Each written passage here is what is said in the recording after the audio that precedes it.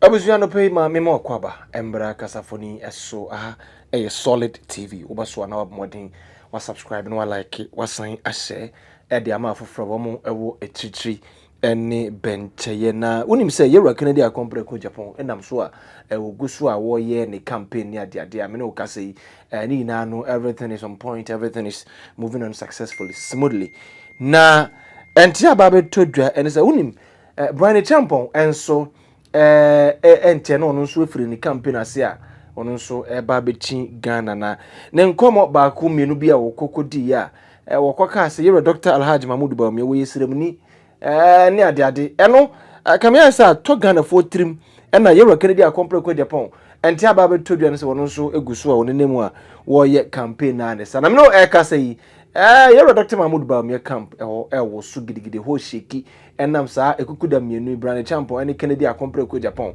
wamo nsem bia wamo de banta ne se won fine x ne ade ne busua emu nsem aye dedwa na emprempren no mesere se yenkonkotie emra eba ebeto so de let me take it from where my senior Agba ended.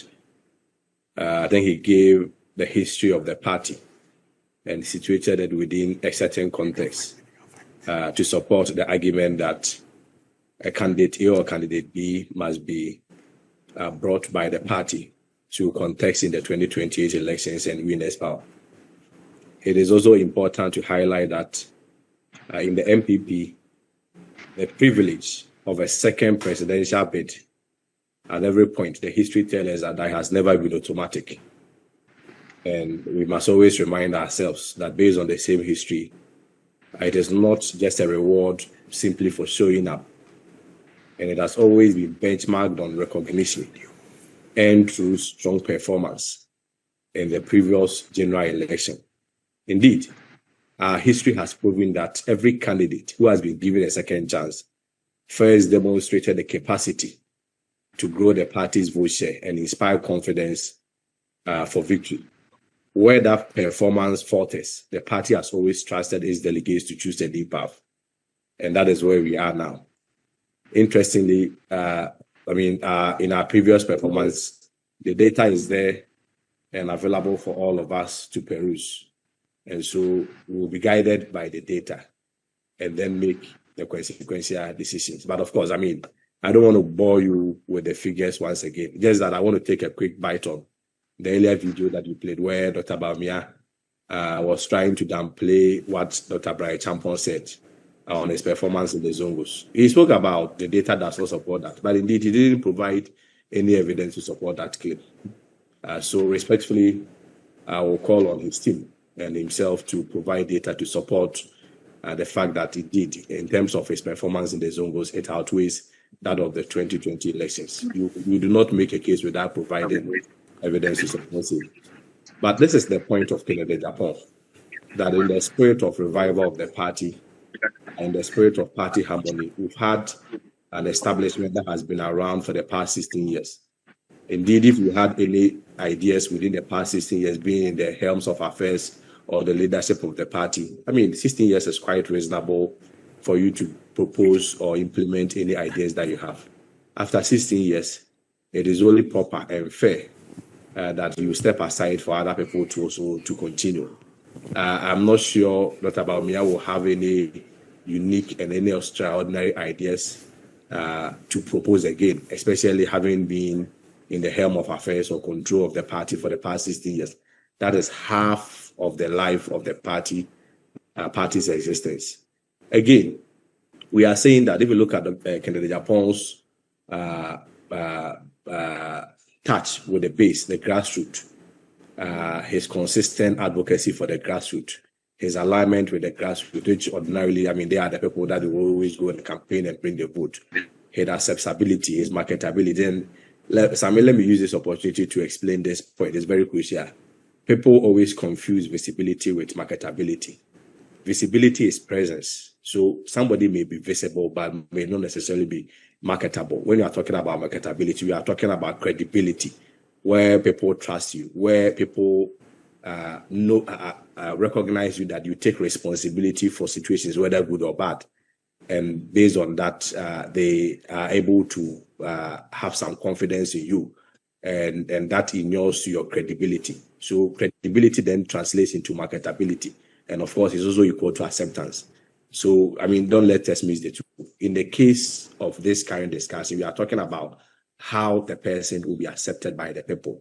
And we are making a strong case that Kennedy Agyapong, with his advocacy, with his entrepreneurial work, jobs that he created for the people, Ghanaians noting him for that, his character traits, being bold, courageous, fearless. I mean, these are all trademarks of every great leader that we make a very strong and superior case that at a crucial time like this, like I indicated, in the spirit of the party's revival, we need somebody like Kennedy Agyapong to rescue power for the MPP.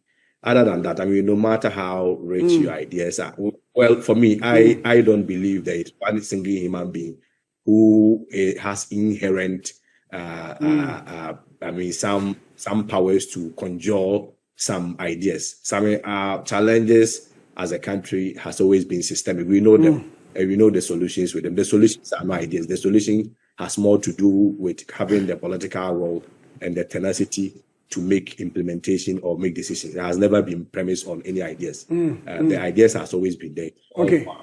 The character to implement, and that is where Kennedy Agyapong stands strong. So, I mean, in ending, we are concluding that based on the same history, based on the same record, if you look at the trajectory of MPP, our vote has always been in the ascending order. It is only Dr. Bawumia that has brought it in the downward trend.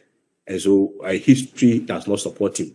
Just like Professor Dubois, when he failed to perform, the delegates spoke very clearly and loudly that in MPP, the only caveat for giving you a second chance has always been contingent on performance. Just hold on. Fred has a quick question for you before you go. Yes, Kwesi, you've talked about unity, you've talked about acceptability and marketability.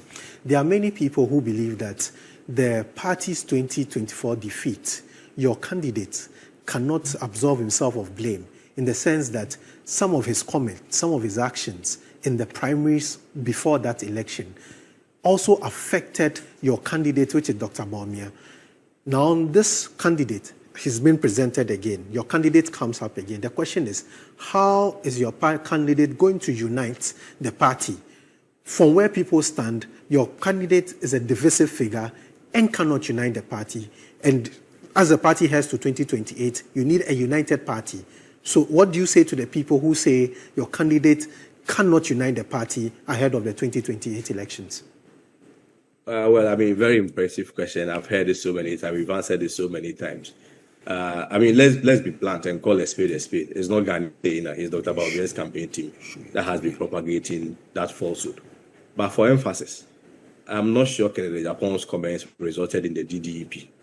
I'm not sure it was Kennedy Agyapong who said when the fundamentals are weak, the exchange rate will expose you.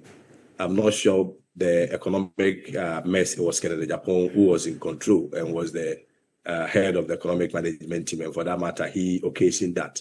The NAPCO people that we failed to pay, I'm not sure it was Kennedy Agyapong who engineered that. I mean, the list can go on. 1,001 of them, all the mess in the system. Hello, Kwesi.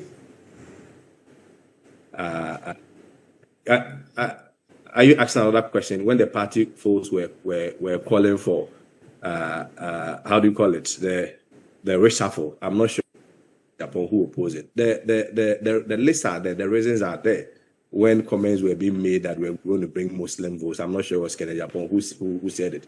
When comments were made that we have arrested the CD and giving the dollar and giving the keys to the IGP, I'm not sure it was Kennedy Agyapong who mentioned it. So this approach of always running away from responsibility, I call it responsibility fugitiveness, and I'm not sure it depicts that of a good leader. The greatest trademark of a good leader is to accept responsibility, whether good or bad. You cannot reprobate and approbate. But like I was saying, I've heard the arguments being canvassed, but I respectfully submit that the second chance argument that my brother Akbar raised appears rather simplistic. Akbar must pay some attention to the data that underscores the need to repeat a candidate or otherwise. I think that decision has always been performance-based.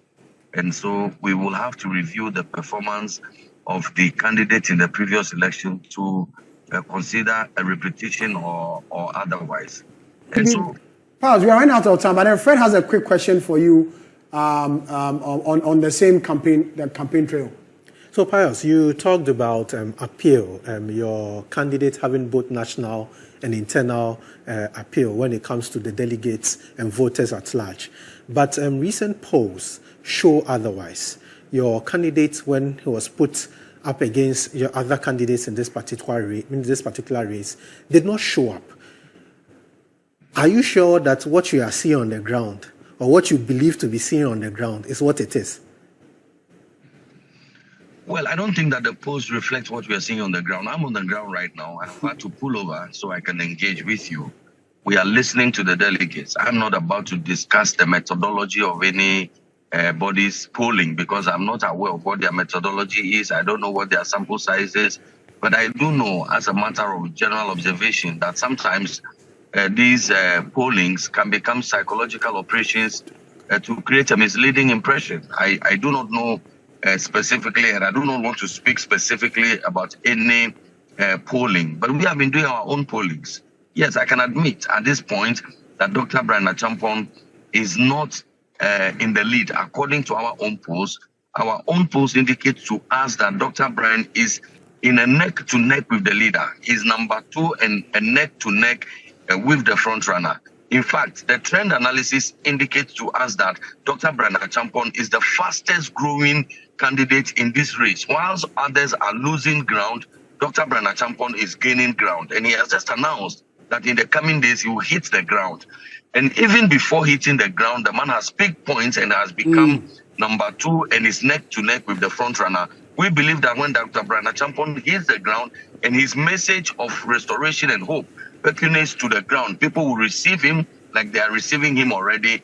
And then in the next polling that will be done, we are confident that Dr. Bryan Acheampong will lead. But what is our belief? Our belief is that the best of polls will occur on the 31st of January of 2026. Okay. That is the one real and true poll, and we shall win in that poll. Okay. I was everyone and tia ba to dwa bi message say you Kennedy akompre ko Japan and you Bryan Acheampong one hokura na wo mienu be collaboration because some brantie me nisa papa for me wo mo ka papa na wo mo ebubu Dr. Mahmoud Bawumia pre wo mo bubu na pre am no kasi ama papa no wo mo trust we need message bia to give to the people out there.